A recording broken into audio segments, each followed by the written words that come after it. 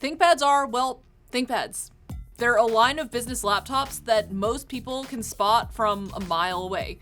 So they're red and black, they have clickers and webcam shutters and keyboard nubs, and most of the time when you buy a ThinkPad, you know exactly what you're getting. But today we're looking at a brand new ThinkPad line that Lenovo is hoping will make the ThinkPad cool among a younger Gen Z audience. This is the ThinkPad Z-Series. There's a 13-inch and a 16-inch model, and they're both unlike any ThinkPad we've seen before. The ThinkPad Z13 starts at $1,549 and the Z16 starts at $2,099, and both of them will be shipping in May. So Lenovo has tried a couple different funky things in ThinkPads this past year. We've had haptic touchpads and 16:10 screens, different colors, different materials, and they've experimented with even more features throughout this design process, not all of which made it to the final form. This ThinkPad Z-Series is essentially where Lenovo landed after seeing which of this year's releases customers liked and which ones they didn't. The first thing you'll probably notice about the Z-Series is that it doesn't really look like a ThinkPad. Okay, so there is a big logo on it that says ThinkPad, and don't worry, the little red track point is still here. But this new device comes in 3 color options. So there's a gray, there's a black, and there's a blackish recycled vegan leather. And Lenovo's changed a number of the other features that have been staples of the ThinkPad line for years. So if you've ever used, say, the ThinkPad X1 Carbon, you'll know that they famously have the control and the function keys reversed from where they are on most keyboards, but they're in their normal location on the Z-Series. Most ThinkPads also have half-sized arrow keys, but they're full-sized on this device. And Lenovo got rid of the discrete mouse clickers, which are another famous ThinkPad feature. Now, there's also an infrared FHD webcam, which you won't miss because it lives in a very visible enclosure, like it's literally labeled. And there's finally a 16:10 display on this device with impressively tiny bezels. Like, really, you can barely see them. Also, and I'm really excited about this, Lenovo says almost its entire portfolio is going to be 16:10 this year. There's a fun little tidbit for you. So what we have here is a device that looks a lot more like some of the most popular consumer laptops on the market than it does like a traditional ThinkPad. Mainly, it's very thin at just over half an inch thick. You're making some trade-offs for that thinness though, and some of them are a big deal.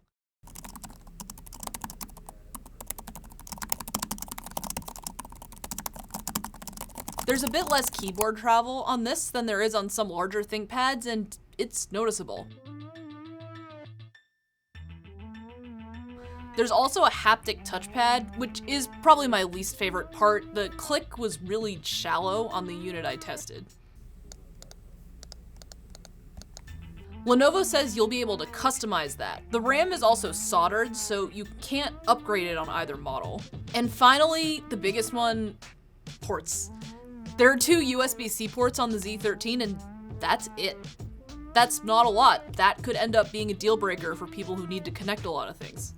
But the thing I'm most excited about here is what's on the inside. So this entire line is AMD exclusive, and they'll all include AMD's brand new Ryzen 6000 processors.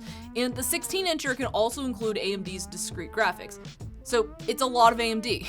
In fact, Lenovo worked with AMD to make a Lenovo exclusive Ryzen Pro U-Series chip that you'll only see in this line. Now, Lenovo says that this processor will be both more powerful and more efficient than AMD's other offerings.